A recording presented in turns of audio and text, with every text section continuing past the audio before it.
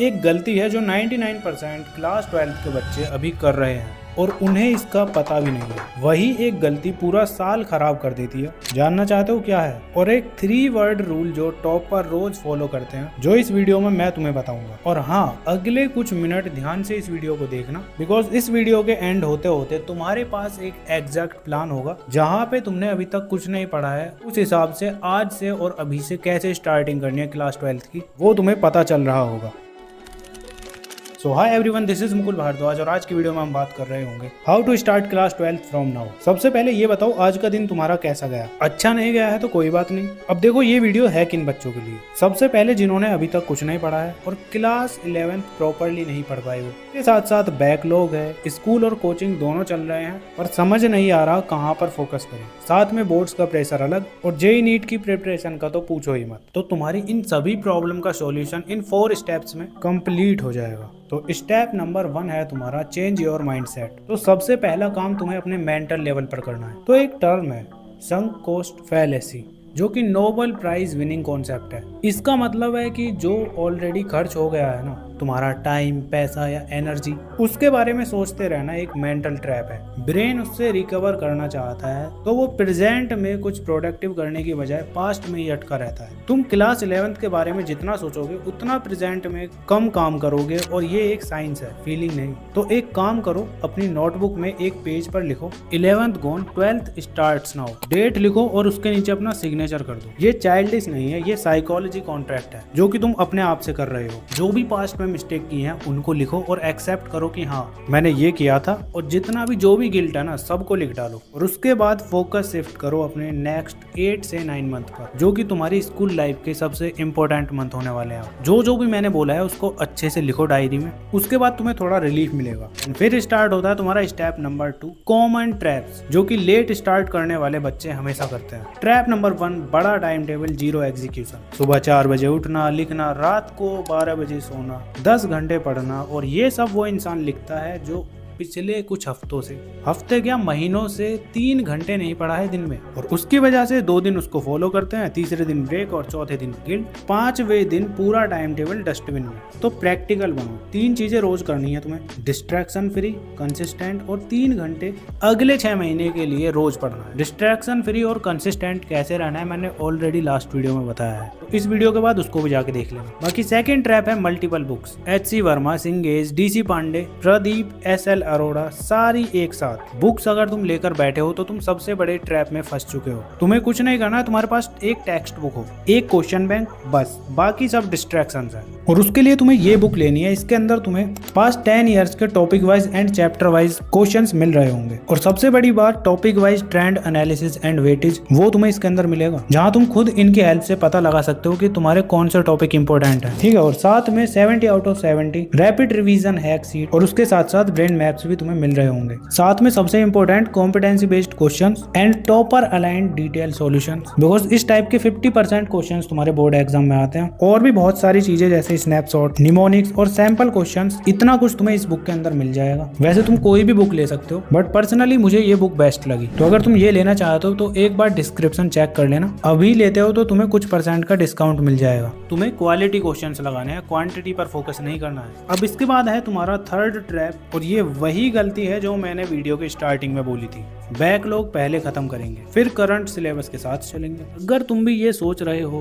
तो भूल जाओ, क्लास 12 तुम्हारी अच्छे से जाएगी। और ये सबसे खतरनाक ट्रैप है, इसीलिए 99% बच्चे इसमें फंस जाते हैं और उन्हें पता भी नहीं चलता। जब तुम अप्रैल मई का बैकलॉग खत्म करने में लगे होते हो ना, तब स्कूल और कोचिंग ने जून जुलाई का सिलेबस कवर करा लिया होता है। तुम जून का बैकलॉग खत्म करते हो तो अगस्त और सितंबर ऐड हो जाते हैं, और ये बैकलॉग कभी खत्म नहीं होता, वो सिर्फ शिफ्ट होता रहता है। और इसका सॉल्यूशन है पैरेलल स्ट्रेटजी, और वो मैं तुम्हें अगले सेक्शन में बताऊंगा। अब इसके बाद स्टार्ट होता है तुम्हारा step number 3, the priority pyramid plus the 3 world rule. अब आता है तुम्हारा ये असली प्लान। इस प्लान को एक पिरामिड की तरह सोचो, 3 लेयर्स हैं, और इसी पिरामिड के स्ट्रक्चर में तुम्हारा 3 वर्ल्ड रूल छुपा है, जो कि मैंने स्टार्टिंग में बोला था। लेयर 1 है तुम्हारा बेस। आज का आज ही पढ़ना है। जो आज क्लास या कोचिंग में पढ़ाया गया है ना, उसे सेम डे घर आके 30 मिनट में रिविजिट करना है तुम्हें, सिर्फ 30 मिनट। जो भी तुम्हारे टीचर ने पढ़ाया है उसको अच्छे से याद करो, ठीक है। ये इसीलिए क्रिटिकल है क्योंकि अगर आज का तुमने मिस किया तो वो कल नया आएगा, मतलब कल तुम्हारा नया टॉपिक पढ़ाया जाएगा और आज का बैकलॉग बन जाएगा। अगर कल के भरोसे बैठे रहोगे तो तुम्हारा जनवरी तक बैकलॉग का स्नोबॉल बन जाएगा। तो लेयर 1 का रूल नंबर 1 है तुम्हारा, जो आज आया है आज ही खत्म होगा।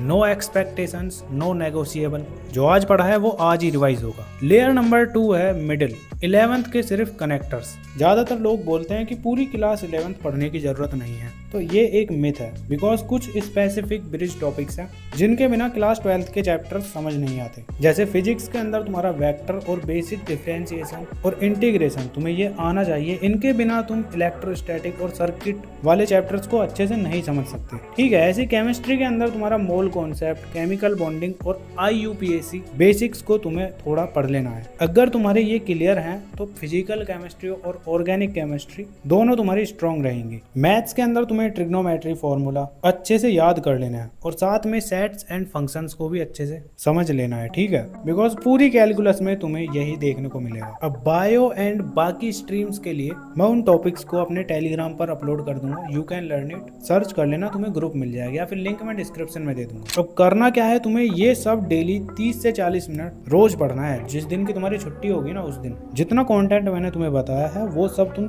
अगर सही से पढ़ते हो तो 1 महीने में कवर हो जाएगा, ठीक है। इसके बाद आती है तुम्हारी लेयर नंबर 3, जो कि टॉप लेयर है, daily overview of your day. सोने से 10 से 15 मिनट पहले तुम्हें ये देखना है कि तुमने आज क्या क्या पढ़ा और कल क्या पढ़ने वाले हो। बस इतना सा काम करना है और तुम खुद देखोगे कितना फायदा हो रहा है इस चीज से। और बाकी का काम तुम्हारा 3 वर्ड रूल कर ही देगा, जो कि है टुडे, टुमारो, संडे। टुडे में तुम्हारा आज क्या पढ़ा, क्या रिवाइज किया, क्या न्यूमेरिकल लगाया, ये सब आता है। टुमारो में आता है तुम्हें कल कौन से टॉपिक्स कंप्लीट करने हैं, स्कूल में क्या पढ़ाया जाएगा, कोचिंग में क्या पढ़ाया जाएगा, ये सब देखना है। और संडे इस हफ्ते एक क्विक रिवीजन और एक प्रीवियस ईयर क्वेश्चन का टेस्ट देना है। अब जो बच्चे अगले 6 महीने का सोचते हैं ना, वो ओवरव्हेम में आ जाते हैं, और जो सिर्फ टुडे, टुमारो और संडे का सोचते हैं वो कंसिस्टेंटली ग्रो करते रहते हैं। और 6 महीने बाद वो इतना आगे निकल जाते हैं कि वो खुद देखकर शौक हो जाते हैं। और टॉपर लोग भी तो यही करते हैं, कोई सीक्रेट नहीं है, बस ये डिसिप्लिन है। और वही 99% बच्चों से नहीं हो पाता। अब आता है इस वीडियो का सबसे इम्पोर्टेंट पार्ट, स्टेप नंबर 4,